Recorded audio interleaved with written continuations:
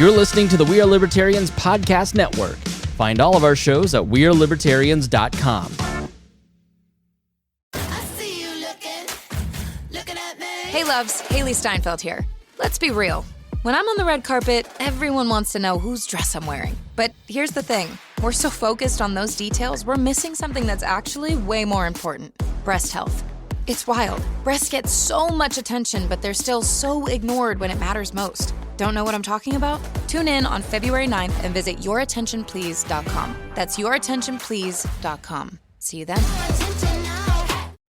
You found your person. Now let the Knot help you with everything else. The Knot connects you to the wedding inspo, vendors, venues, and planning tools you need to make your day totally you. Having helped plan 25 million weddings, we've got your back when it comes to every little detail like RSVPs, budgets, and more. Because your wedding comes to life with the connections that matter the most. Get started at theknot.com/audio. The Knot. Let's plan your wedding together. Hello, this is We're Libertarians Daily. I'm your host, Dale Melchin, and with me is Hodey Johns. How are you today? Doing good, Dale. Man, it's good to talk to you. It's been a rough few days. Just been really busy at work, and looking forward to just shooting the breeze again with you, man. So I'm better now. Yeah, me too. Hashtag me too. Yeah. So what we're going to be talking about today, speaking of rough days, is Stoicism, or learning how to respond versus reacting in various circumstances. And if you don't mind, I would like to lead this off with something that I told you at the beginning. So this morning, I was up doing my thing, and I thought to myself, I'm going to get to do a podcast on reacting versus responding with Hodey Johns today. The universe replies, oh, that's cute. Here's a bunch of stuff to happen to help you practice your stoicism and help you to respond versus reacting. And then towards the middle of it, the day, I'm like, ... Thanks. Which initially, the first thing that happened was actually funny. I broke a bootlace and had to relace the boot. I just laughed. And it was after I cooked up the notes for the show. And I'm like, okay, well, I'll just send this over to Hodey. I get down to the car to leave for work. Turns over, won't start. And spent most of the day trying to diagnose it. And that's where we're at. And half the battle today has been trying to prove to the universe, God, whatever, whoever, that yes, I am indeed worthy of doing this podcast with Hodey Johns. See, I love that we're swapping stories here, because I actually had a morning too. I can even show you. If you're watching on the video, which you should, by the way, I cut, look at this, my finger. The light's washing it out. What did you do? I sliced it, man. Look at that thing. Well, what I did is I reacted instead of responded. A drain got clogged at the restaurant, and I just decided to reach down there and clear whatever it was with my hand, and some of it was sharp. And cut my finger because I knew the drain had to be cleared, but I didn't think everything through and act safely. I just wanted it to be cleared right away and get done with it. And it came back to bite me right away, which is kind of a perfect lesson for what we're talking about. It kind of bit you right away. Yeah. There could have been a snake in the drain, Hodey. There should have been a snake in the drain. That's what they call that, right? The snake, like where you stick down. I needed an actual snake in the drain. Instead, I got the snake bite, as opposed to the nice fluffy snake that I stick down there and clean the drain out. Right. What was it? Was it just a piece of metal that was caught in there? You know what's funny is I never found out what cut my finger, because after that I took some precautions and scooped everything out there. There's a lot of hard, sedentary, rock-like stuff. It might have just been one of those things, and I was just grating on it too hard. But now, Stoicism, I think, is a very complex word for something that's not that complex. But if you'd like to explain that real quick before we dive into it, what is Stoicism? Well, in a nutshell, and looking from the various sources that I painstakingly looked through this morning, basically Stoicism is learning not to let the BS of life affect you. And more specifically, and I think the analogy could be used as our waves are waves. Our feelings are like waves, and so the body that we inhabit and the minds that we have are like a ship. And so, I'm already mixing too many analogies here, but basically the point of Stoicism is learning to navigate those waves expertly rather than going into the wave and capsizing yourself into being caught up in all of your own nonsense. If that's a good way of putting it. Yeah, it's really, I mean, I think that's as good as an explanation as any. I mean, dictionary definition is the endurance of pain or hardship without the display of feelings and without complaint. It has ties to an ancient Greek philosophy of the same, where it said that virtue is the highest good.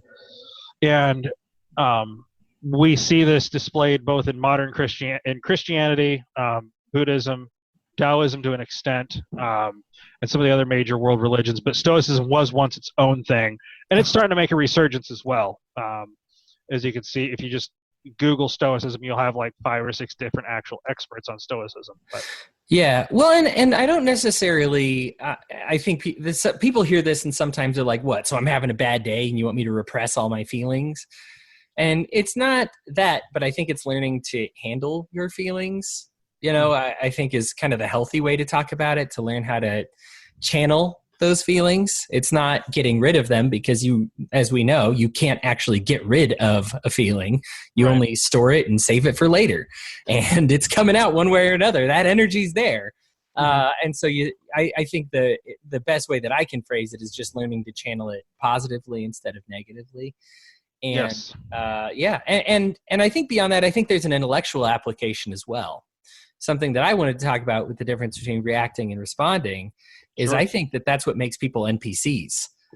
You've seen the NPC meme, the gray head, where it's just, we don't think for ourselves. I know you get banned from Twitter for using it now, but, for calling somebody empty-headed, basically, just sheeple. But really for me, that's what it comes down to, is if you just assume, oh, this person's a leftist, I know all these things about them, they're all like this, every single one of them is like this, and and you file them away, or this person's on the right, so I can assume all these things about them and be right about their character. That's when you become a demagogue, and that's when you really become an NPC, and you're really not treating them like a thinking person. You're just treating them as like the culmination of whatever they saw on TV. Now, some people do believe what they see on TV, but there's a reason they're susceptible to it, and you need to attack that reason as opposed to just saying TV is dumb. Exactly. Well, and TV is dumb to an extent, unless you get really good quality art that comes from the TV, but that's a rarity, I would say. Yeah, We're Libertarians TV show is going to be awesome. It will be. It's going to be tremendous. We kind of have a TV show now, and when we actually get our own studio, it's going to be tremendous, huge. It's going to be huge. Yeah, ladies will do whatever you want when you got your own studio. So, what's the biggest, I guess, hindrance that you see to a person, to people who struggle with this? What is it that you see from them? The bad qualities, what happens in their lives? I would say, and I'll draw some from some of my own experience today, and a little bit from what I've got here. I think a lot of it's lack of practice. I mean, like with anything, you have to, with any type of conditioning, whether it's physical conditioning or training that you get when you're going through a class, you have to practice. You have to practice in the moment, trying to be aware. This is where some like pieces of meditation and emotional intelligence come into play. It's a lack of practice. And so you're presented with a situation, and instead of taking that initial 2 seconds to respond, in the case of, I'll use a lighter example. In the case of the bootlace this morning, I laughed, and then I relaced the boot, and I just went on after that, not suspecting what awaited me after I'd gotten downstairs. Now, getting to the car, that can be a little more frustrating because you have to be somewhere. Thankfully, my overlords in the daytime are flexible and are fine with things like that happening. But then it's a matter of being able to take a second and be like, okay, what is it that I can control? It's focusing on what you as the individual in that situation can control. For instance, facing off with the car, can I magically bring this car back to life? No.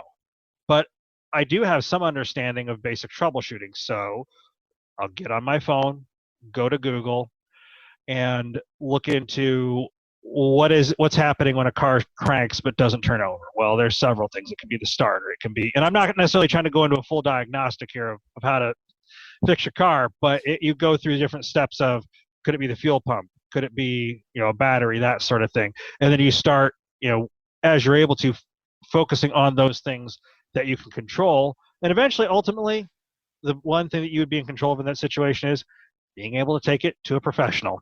But it can apply, in multiple situations as well, whether you're presented with a person who is rude or unkind. In fact, leading into that, this is a quote from Marcus Aurelius from the Daily Stoic. Kindness is invincible, but only when it's sincere, with no hypocrisy or faking.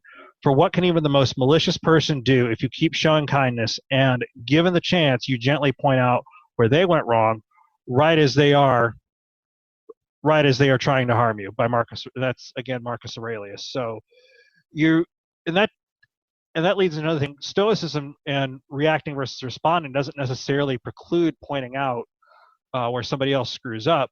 It's all a matter of how you're doing it, if that makes sense.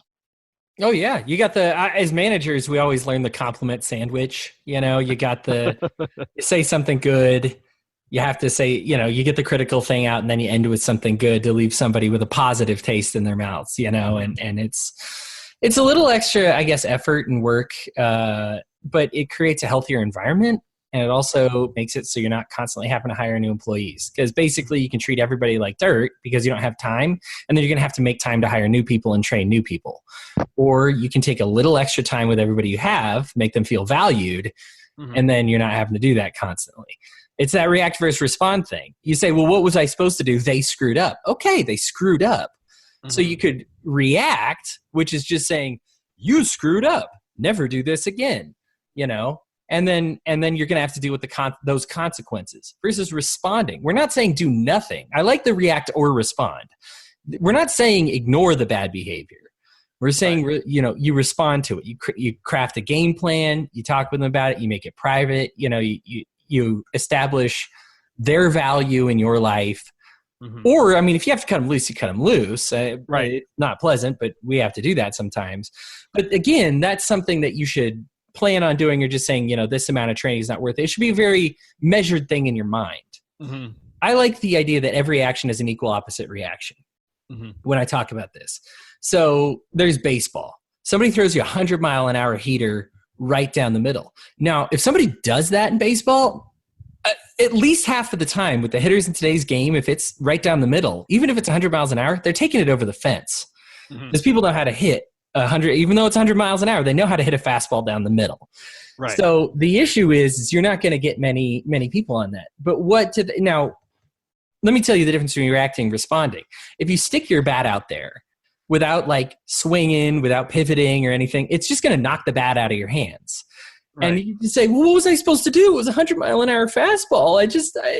It was so hard. What do you expect me to do? Too hard, Hodey Johns. Yeah. Whereas you understand that, yeah, there's that equal opposite reaction. You pivot that off the back foot and it feels like nothing. Yes, you're still going to experience that when it hits the bat. But it's very different if you're swinging at it properly versus if you swing at it and it hits you in the handle and then you got that ringing thing going on in your hands for a while. Now, that's the sports analogy, but the thing is it definitely applies to life. You see, I know for me, I witness people all the time, and I think everybody starts out this way, and I want to explore that in a minute. But you start out saying, I have no idea what to do here. That ball is going 100 miles an hour. Or this, life is coming at me real fast. I got these projects stacking up. I got bills to pay. I got, car problems always strikes me when I'm not ready for them. Something is coming at me.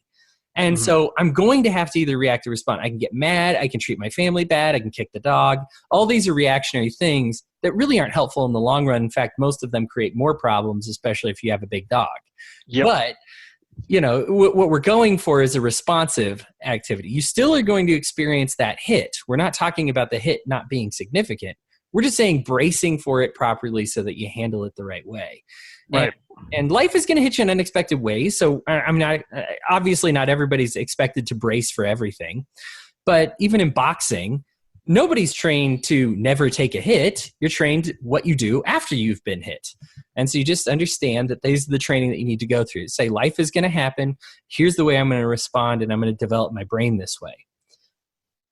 Exactly. Would you agree with that? I mean, is that no? Right? I think you're on the nose with those analogies there. I mean, and it can extend into a lot of practical areas as well. You deal with the rude or unkind person.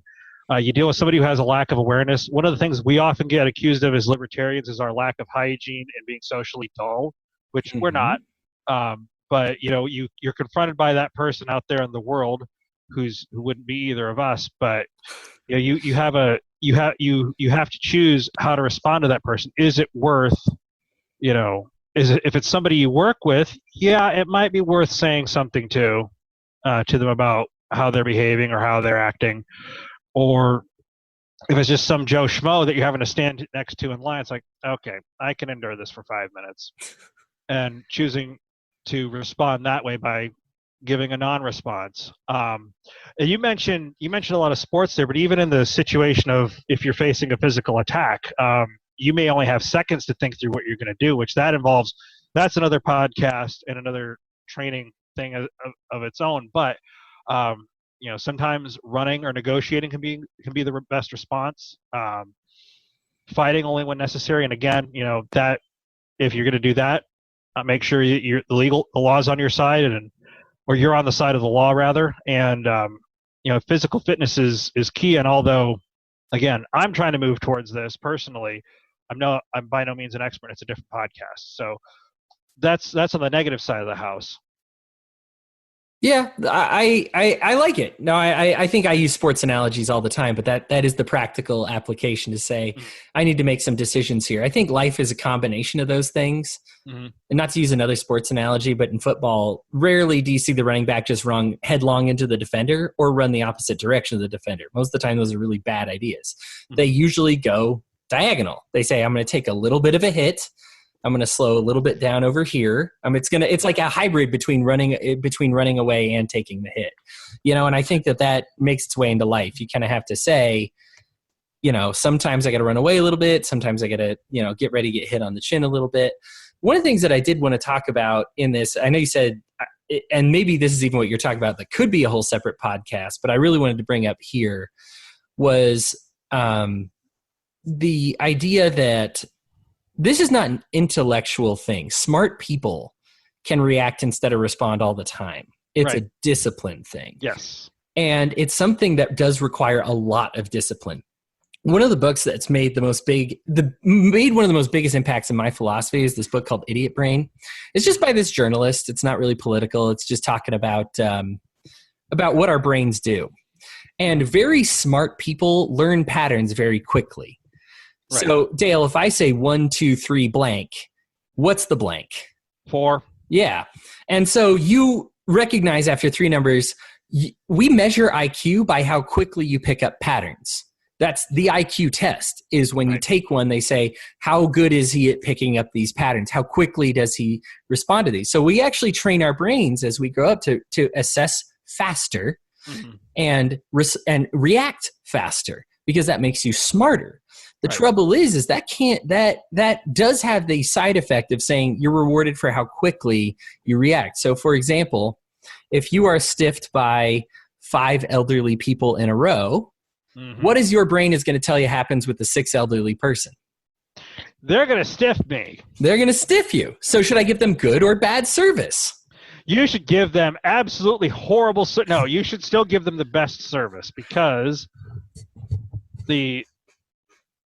because they may be someone totally different. Right. But that's why you change in these prejudices. I was reading about these guys who scored really high on the IQ test, and one of them's a really bad racist. And the reason being is because he just says, hey, everybody who looks like this color is problematic in the club, versus everybody else, all these people of this color mostly are good. So what he's got is these patterns that train his prejudice, that that have created this racism for him. And it's because of his IQ and not in spite of his IQ. Now, I'm not telling you the smart thing is to be racist. I'm saying his intellect led him down this racist road, which is why it's not an intellectual problem. It's a discipline problem. You need to tell your brain early on, hey, I need to take a time out right now. Right. I see the 1, 2, 3. I need to take a breath before I say 4. For sure. Now in math, obviously, we still want those patterns. I still encourage people to go down an intellectual road. I'm not encouraging stupidity. Mm-hmm. But what I am saying is there's times when you need to say, I'm going to take a second before I treat this person just because all other people treat. I had a really bad problem with women for a while after my divorce. I know that's normal. Even though it's a pattern of one woman I was married to, she treated me badly. So therefore, all other women on the planet must also be awful, right? Well, what I was going to say to that is, I mean, that's a severely weighted situation. Your experience of your ex-wife, that's weighted against, that brings the scale down in terms of your experience of other women over time, and it's taking you time to get over that and take care of that. So, don't be too hard on yourself. Yeah, absolutely. To use another sports analogy, I mean, there are times in your life you got to go 0 for 1 and you're going to strike out. So what do you do at the next at bat, same pitcher? Just say, well, the pattern is I just strike out every time, so I guess there's nothing I can do about it. No, you get after it the same way you try to do with every hit.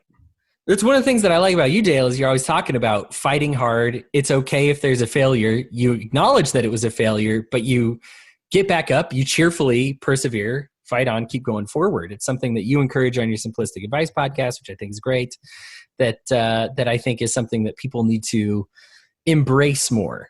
We need to take that time out to say, okay, look, I know things are heading this direction, but let's take some action so that they don't keep going that way. I think we look at, otherwise everything's just a mathematical inevitability, right? We've seen the pattern and then there's nothing we can do to change it. And I think that there's something to be said for when you look at why elderly people don't tip or why, this stereotype behaves this way. I don't like talking about that because people get offended and get their feelings hurt. I, for example, don't like, there's a plethora of white people calling the cops on barbecues. It's embarrassing, and it really is. It is. When people talk about Karen, right? When you yell at the hypothetical Karen, everybody knows that's a white person you're yelling at, and it's embarrassing to be associated with some of these stereotypes. I think they're worth looking into because you need to say, why is it that way? So it's not that I don't believe the exploration is worthy. We should talk about cultures and how race plays into that culture and how we can keep the healthy parts of all of these cultures and abandon some unhealthy ones. And we need to be able to call them healthy and unhealthy. Right. But I think the more we associate them with color of skin, the intelligent people out there are also going to turn into the bigots pretty quickly. If we don't rationalize it, tell them to take that extra beat. I know we're kind of running low on time, and I did want to give you the last word, so I guess I'll just take mine now. But I did want to say, so I had a friend come in from Japan. He was an intern and was just studying over here. And we were talking, and I was talking about the culture over there and some of the differences. Now, I hate it when people associate a whole country with one culture. This could have just been this guy's city or community. I'm not saying all Japanese culture is like this. Mm-hmm. But what he said was hard was when we talked to him, he said the hardest thing about being over here is you don't get a second after somebody speaks to respond. Right. And it was important to his family and his community that he was in to hear something, to kick it around in his brain for just a few seconds before responding. And we're in this culture where you're trained for speed, especially in the podcast business. If I have 3 seconds of dead air, that's bad. That's why this is a really bad place to learn new things or just, this is a great place to dispense information, but podcasts are kind of a tough place to say, let me think about that for a second, because you only have a second. The audience is sitting there listening and waiting, right? And so you have to have these discussions outside of it and beforehand, because you can't have the dead air on air. But in your human life, I think we should encourage more of, I really liked what he said because it encourages us to respond instead of react. I think when I react, especially in politics, I see Alexandria Ocasio-Cortez and my brain is automatically in a place, this person's going to say something idiotic, right? Now, it's like that because of patterns. I have seen her say idiotic things. Here's the thing, though. I need to time out with my brain. First, understand that a lot of my friends like her. I am from for whatever reason, my school, my background, from the place that I'm from, they were just more left-leaning people. So a lot of my friends like her, share her stuff, right? Share her positive stuff. The stuff that my community shares now is very different from the stuff that the Alexandria Ocasio community shares, And so it's all very different. And so I need to say, one, are all of my friends just stupid? Mm-hmm. I already know that's not true, right? So two, let's move on. Let's not be a demagogue. I don't want to separate them out of everything. So, okay. So let me rationalize this. Number two, why do I think she's going to say something stupid? Well, I've seen her say X, Y, Z before, and all those were dumb. Okay. But how much, she is very well covered. She says a lot. So if she says a lot and I take away, 0.1% of what she says and meme it and make her look stupid, well, yeah, probably 0.1% of what she says is stupid. 0.1% of what I say is probably idiotic as well. She called it the three chambers of government. Man, I've done that before. I said something stupid that it wasn't actually, and I was like, hey, that's not technically what they are. They're branches. Everybody does that. I've probably done it this podcast at some point, and somebody's going to say, that's not technically called, Hodey. And so it's like, am I really harassing her for the right things, or am I just so triggered and ready to go on her when I see her face that I'm going to decimate her?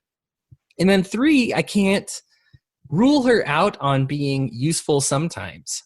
Even if she is wrong, even if I think she's wrong 99% of the time, why toss out that 1% of the good ideas she has and use that as a unifier? Mm-hmm. I want to say, man, this was Bernie Sanders, so we're going to switch people that usually automatically trigger me. Mm-hmm. But Bernie Sanders was the one other politician with Rand Paul. They actually co-sponsored the Balanced Budget Amendment. And Bernie Sanders just wanted to make sure that healthcare didn't get touched, which I agree with because we have to pay those doctors back somehow. There's a lot of budgeting we have to do, but ultimately we're already behind in payments to doctors. If we reduce the payments every year to doctors, it's just more we're going to have to pay back later. So that bill that he co-sponsored with Rand Paul, I can say Bernie Sanders was an ally to balancing the budget at one point in this country, which I think a lot of libertarians don't know because they don't want to know it. It's just information that doesn't feel good because it is funny to make fun of him. It is 99% of the time he's wrong, and it's funny to see him be wrong. But let's not throw out some very important babies with that bathwater, even if there is a lot of bathwater. Right. I think, and so those are the three things for me when I say, okay, time out. I can feel my brain go this direction. Let me put it on pause. Let me assess it for what it is, and let me put it in perspective, and then move forward from there. Now, maybe you still do make an Alexandria Ocasio-Cortez meme. It's just, when you say something totally boneheaded, you're going to get memed. And it happens, and it's funny, and we should laugh about it. And we should also use these experiences. And I'm not saying never correct your friends. When I see my friends who are big AOC fans, who are big, huge on the Green New Deal, I'm just like, it's okay. It's appropriate for me to be like, hey, I understand that you want job security. I want job security too. Do you think it's appropriate if we never fly in a plane ever again to get job security? Because most of them are going to say no. And so now, instead of being a bigot who just hates everything she is because of who she is, I've talked about the issues and I've got my friends thinking about it. I was, and I hate to brag, I'm one of the libertarian trailblazers in my family. My whole family, outside of two in the last family reunion we had, they're libertarians now. Right. And it's because they trust me to not be a bigot, and I've talked with them like people. Nobody starts as libertarians. But, I help blaze the trail, and I give them a way to follow me instead of just destroying everything that they're at. And I think that's how this becomes political. I don't want to dismiss all the important real-life applications because I know I tend to make culture stuff political, and I'm trying to stop which doing that. Which you just did for the last several minutes, Hodey. Yes, which I just did the last several minutes. But this is how it happens. This is how it manifests itself in these politics. And so I guess to wrap up, I'll just say, imagine how that also, if that's how it affects your politics, it's also affecting your personal life. And you should think about that too. So Dale, I am completely done. I will just give you the last word. And when you tell me to stop recording, we'll stop recording. You got fired up, bud. I got to point that out. I guess to speak to some of what you said, and then I can start winding it down on my side of the house. I think a lot of that comes with just cultivating the discipline of having a rational mind. I mean, the memeing and the making fun of it. I got into a dust up in the secret room with somebody the other day because, like, listen, they're politicians and they're running for office. They are asking to be hazed and lampooned and all of this, and I still stand by that. But you're right. The thing of it is, you have to take the approach that when they stumble upon truth, we should recognize that. Now, it would also be disingenuous if we ignored the other, 99% of the problem. I mean, that, whatever their philosophy is, but to not get political. But I did want to speak to and address what you said. I think you're right, and I think it comes down to learning to be rational and recognize, doing the dead air thing. Sorry, respond versus react, and think about what's being said and think about the humanity of the person as well. But on the practical application side of the house, two things I want to wrap up with. Now, we talked about people. Stoicism can also apply to circumstances. Again, you want to focus on the things that you can control rather than not. You even want to deal with this in terms of when good things happen, because with pattern recognition, we have something good happen to us, whether it's somebody is kind to us or, in my case, you bid a really big job and you get it, or, you get picked up by a network. Something along those lines. You want to celebrate the victory, but you need to keep it in perspective, so that way you're not bound to those positive feelings. Because what happens if you fly too high in terms of your feelings? Same thing with a jet. Your engine will stall, or something will cause a crash. And so you need to keep that equilibrium. It's not about. And I got into a dust up with somebody else. It wasn't really a dust up, but it's a friend of mine who leans left and is very much into psychology and says, well, I just think Stoicism is theologically off base. And I'm like, you read the Bible? You bear up in all circumstances, that sort of thing. And I just kind of told him, it has to do with not repressing your feelings, but learning how to manage them, like we talked about earlier. And then the other thing you want to keep in mind along the Stoicism side of the house is arising thoughts from the past or regret. The main key with that is learning to recognize it's in the past. You can't do anything about it. What can you control? And that's what you're doing now and what you do in the future. And that just also has to do with, emotions generally. Ask yourself, what would be the result of acting on this? If you have a bad feeling arise within you. And if the result is a clear NAP violation or something more that's generally a net negative, you should learn to gently push that feeling away. And we've barely hit the tip of the iceberg on this, but this is just some tools that these are just some tools that you can use to create a more stable frame of mind to, again, keep the same thing I keep coming back to is just getting after it and going after going after your goals in life. And I'll close on this by learning how to choose how to respond. We buy time for ourselves to act on things appropriately, learn to liberate ourselves, which is the key here. We're trying to liberate ourselves on a personal level from the capricious nature of our feelings.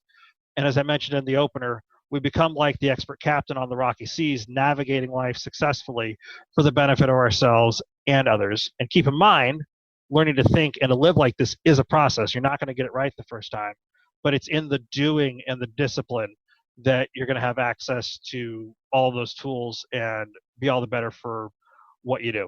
So those are my closing thoughts, Hodey Johns. Awesome, man. Well, guys, I appreciate you tuning in again today to me and Dale. Those are some great tools. I'm glad that you got to that because I just realized at the end, I was like, I didn't tell people how to do any of this. I just told them the problem with it. Right. So yeah, take those tools, run with them. Dale, I'll let you say goodbye to everybody.